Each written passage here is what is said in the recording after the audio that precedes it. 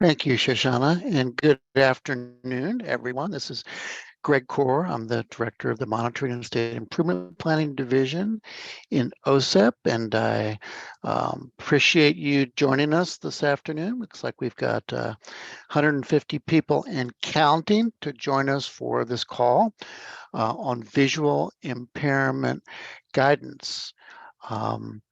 So we received a letter back in 2014, letter to Kotler that we responded to with questions about eligibility for students with visual impairment, including blindness. And then subsequent to that, in Memo 1705, we did issue a memo providing additional guidance. Nevertheless, there has been some lingering confusion about this issue, and so we're hoping that today's TA call will help clear some of that up. And I want to turn the call, one more announcement before I turn the call over. I want to announce that we will not be doing a December TA call, so we'll be taking a break for the month of December. But I'm going to turn the call over now to Jennifer Simpson. Jennifer. Thank you, Greg, and good afternoon, everyone. We have a very full agenda for today's call, but before I proceed, I want to first highlight the presenters that will be sharing information today. First, we have Elizabeth Zagata. She's an intern with us in OSEP. She's actually working with us on our monitoring and state improvement planning division side of the house. And she's also an OSEP scholar, so she's at the University of Connecticut. In addition, we have Dr. Rebecca Sheffield. Rebecca works on the other side of OSEP in our Research to Practice division. She is an education program specialist, but also she's a former teacher of students with visual impairments. In addition, she was an orientation and mobility specialist. So we are very pleased to have her as part of our discussion today. We also have Dr. Rhonda Sortino.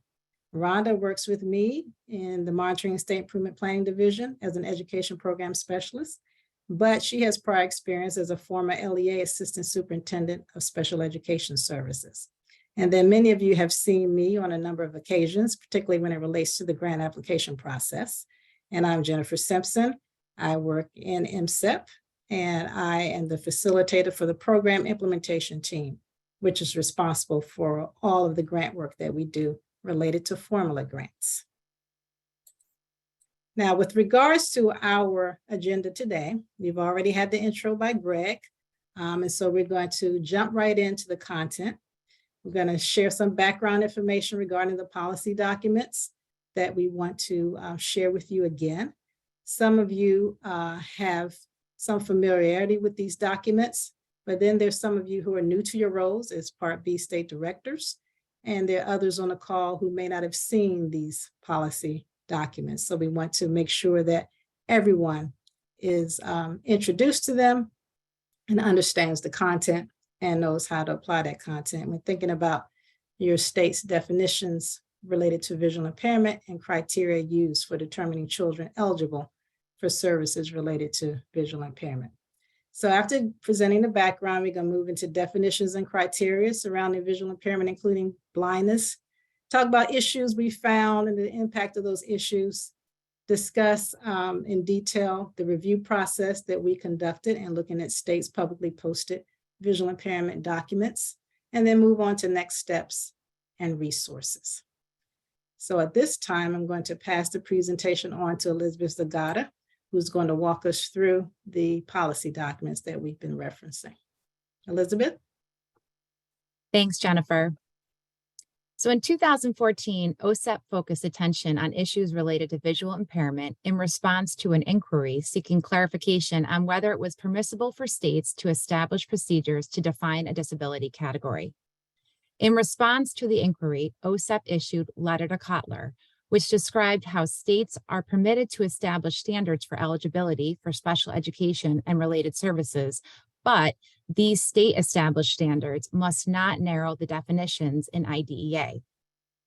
Since the IDEA definition of visual impairment, including blindness, does not contain any modifiers like severe or significant when describing impairment, it means that any impairment in vision, regardless of significance or severity, must be included in a state's definition, provided that such impairment, even with correction, adversely affects a child's educational performance. Therefore, eligibility criteria cannot exclude children who would otherwise meet the definition of visual impairment under IDEA. This includes children with conditions such as convergence insufficiency, as referenced in the letter to Cutler, who are likely to be excluded from special education and related services because they have a brain or motor-based visual impairment that impacts their educational performance. We'll talk a little more about convergence insufficiency in a few minutes. Additionally, in 2017, in response to written requests, OSEP issued guidance, Memo 1705, to assist SEAs in supporting their LEAs in reaching appropriate eligibility determinations for children with visual impairment, including blindness, under IDEA. Next slide, please. Memo 1705 reaffirmed the guidance provided in the letter to Cutler and described how some states were using a two-step process to determine eligibility under VI and were not assessing whether children had a VI that impacted their educational performance, step 2, if they did not have an impairment on the state's list of conditions, step 1. This process is not permissible. States can provide examples of conditions, but these must not preclude eligibility teams from considering other vision conditions that, even with correction, adversely affect educational performance. Now, Rebecca Sheffield will share some important concepts with you. Next slide, please.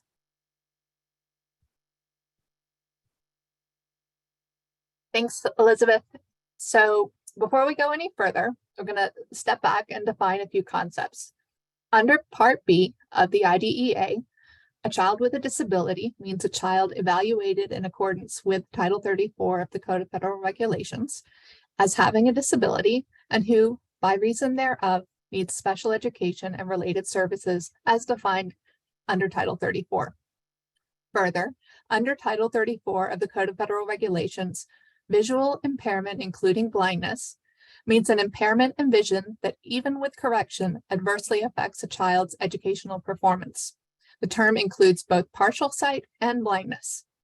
Some state and local education agencies have policies or practices which specify criteria for students to be found eligible in the category of visual impairment, including blindness.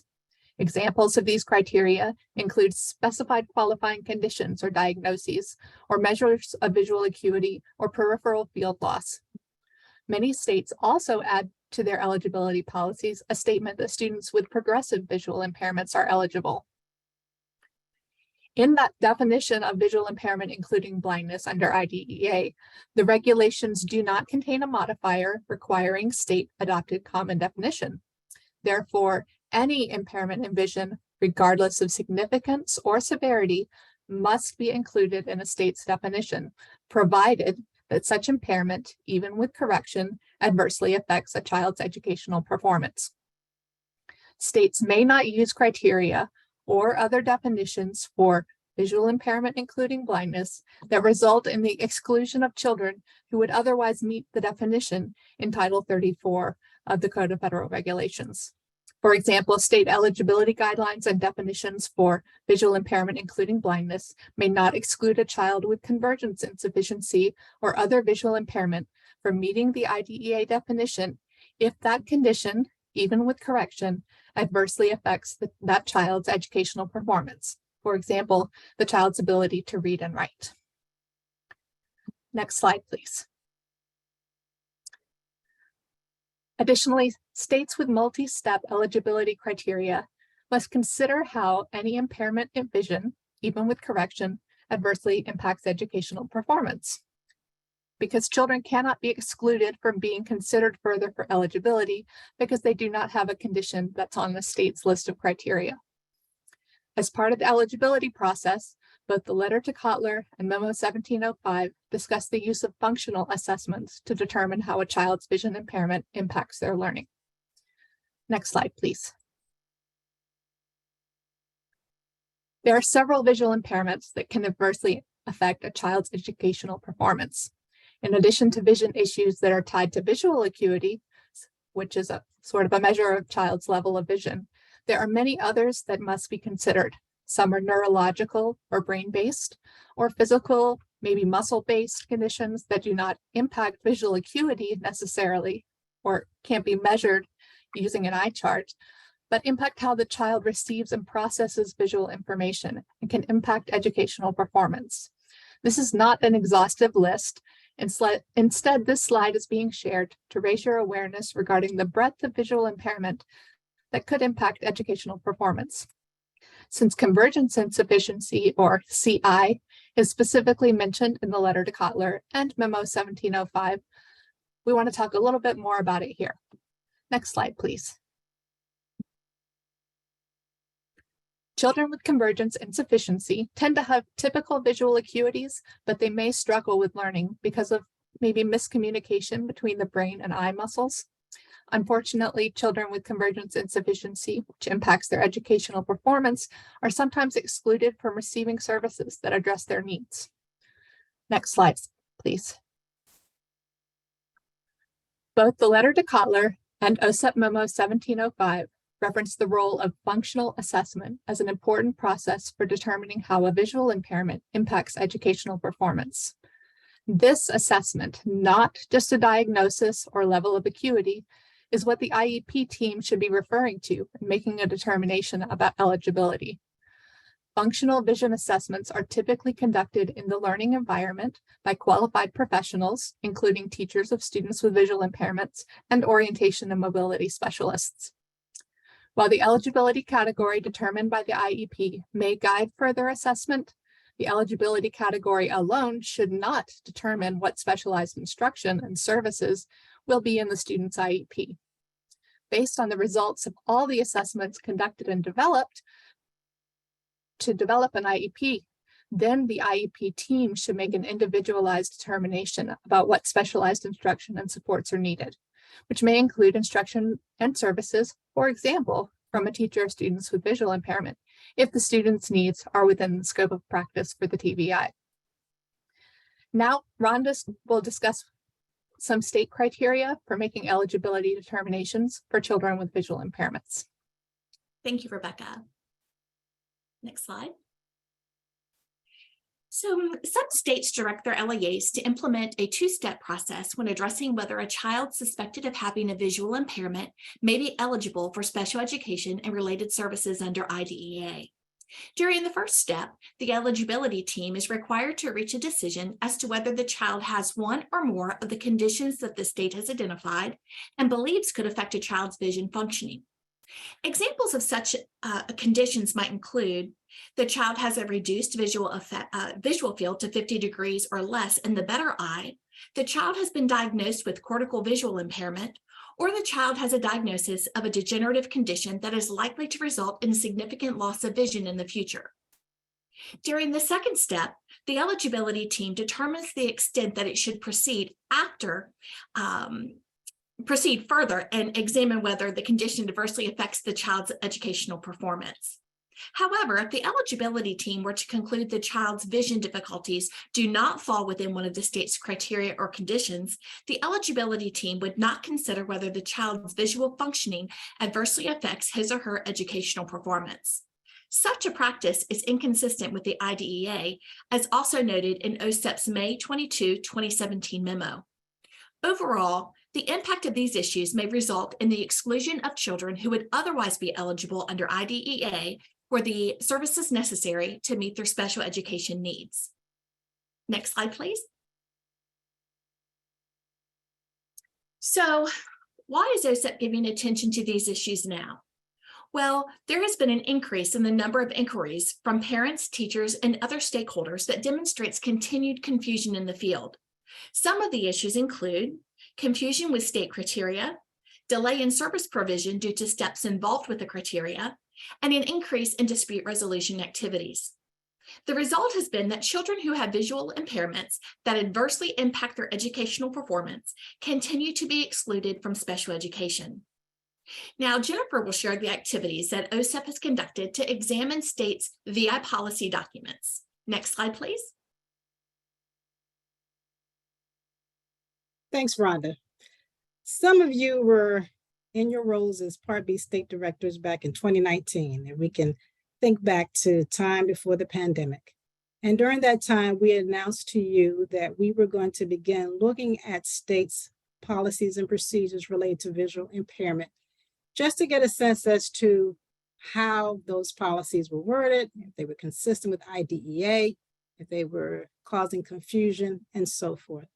And this work was a follow-up project from OSEP Memo 1705, I apologize, and also a result of some information we were receiving at that time about lingering confusion in the field around visual impairment. So we looked at publicly available information. We did not request documents from you. Instead, we went to your state websites, and where we could find information on state websites for your lead agency, for your SCA. We looked at those documents to see if you had definitions of visual impairment, including blindness, posted. And we also looked to see if you had criteria related to visual impairment posted. And we want to see how the definitions and criteria were worded and look at a number of different things. We wanted to see if what we found was consistent with IDA. We wanted to see if there were some things there that would cause us to pause and consider whether there were wording used that would be inconsistent with IDA or something within the criteria that might not align with the requirements that we have under IDA. In addition, we looked to see if there was information that was confusing, because some of the input that we've been receiving from the field is that for some of these policy documents, there's some wording used that is hard to interpret or subject to interpretation or a little vague. So we look to see if, in reviewing those, if we would come to the same conclusion. And then we had some instances where we didn't find any information at all. So we looked at states' websites for their state educational agency and didn't find anything there related to visual impairment. Now, one thing we want to mention is that we know that you may not have everything posted on your websites. So in looking at these documents, we always kept that in mind, that we can't draw a clear conclusion until we are confident that we're looking at everything that exists for the state. But at the same token, we know that what appears on your website is what the public can access, is what parents can view to determine what the state's policies and procedures are related to visual impairment. So even if everything is not housed on your website, if what you do have there is cause for confusion, or if what you do have there is inconsistent with IDA, then that is a major concern. So back in 2019, when we did this review, we were getting ramped up to do follow-up activities based on our analysis. And then lo and behold, we had the pandemic. So 2020 rolled in, and our entire agency asked every principal office to shift focus to COVID-related matters, looking at COVID policies and procedures, figuring out how states were trying to continue to provide services during the pandemic, identifying how we could be of support to you in your roles during the pandemic. So the work that we did here, we put aside for just a little while, and now we are revisiting this work. So we decided to take another look at policies and procedures that are publicly posted, because we became aware that many states between 2019 and now had actually engaged in some activities to make refinements to their policies and procedures. So we heard about states that had convened special work groups or task forces to look at these documents to determine what needed to change in order to make sure that they were consistent with the requirements. Also, too, we know that many of you have worked to educate your LEAs, educate your teachers and other stakeholders in the field so that they understand the changes that have been made.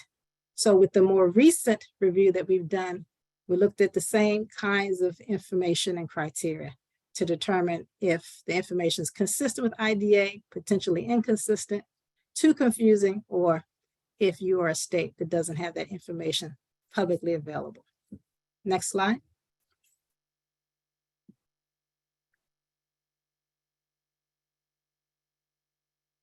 All right.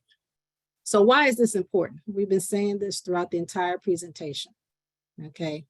If your policies and procedures are not aligned with IDA, then the result can be the exclusion of children who would otherwise be eligible for services in order to ensure their educational performance. That's the bottom line, making sure children get what they need to get and making sure we're not leaving children behind who need the support that they should have.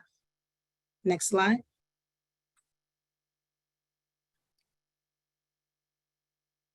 So to that end, we have a number of next steps that we would like to have occur after today's call.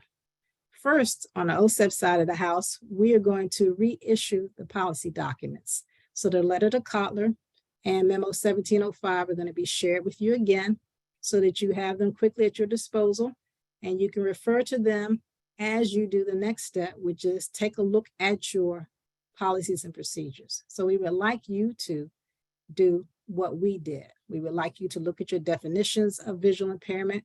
We would like you to look at your eligibility criteria, compare it with the guidance that's in those policy documents, and determine if there are any changes that are needed.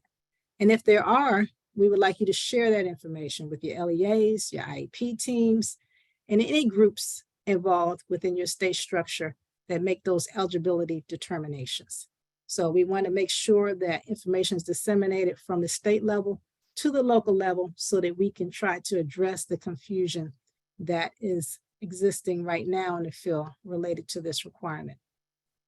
In addition, we plan to do some follow-up work from OSEP, and that is contact states where the definitions and criteria are unclear or where we have concerns so that we can share with you required actions. So what needs to happen in order to make sure that your policies and procedures align with IDA.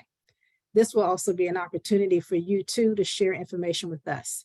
So we will provide you with the site or sites we visited from your state educational agency so that you will know what documents we viewed, and you will have an opportunity in turn to share with us any information that may not have been present on your website, but may give us additional information to consider when viewing your definition of visual impairment and your criteria for determining children eligible under visual impairment.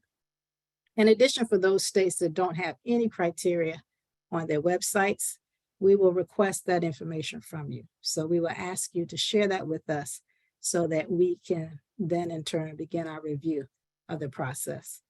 So with that, we hope these steps will go a long way to stem the confusion that exists right now and to address what should be happening with regards to visual impairment and to help us to identify the additional TA needs you may have and the guidance that you may need in order to be successful in working with children with visual impairments and evaluating those children and in making decisions regarding their eligibility for special education. Next steps. Next slide. All right, resources. We've already talked about the letter to Kotler. We've already talked about memo 1705. We have one additional resource here from an organization called Babies Count. And this resource might be informative to you, and it's something that we'll also share with our Part C community. But it contains information about the infant population that's out there right now, children birth through age 2, so that you can see the prevalence of blindness and visual impairment amongst that age group of children.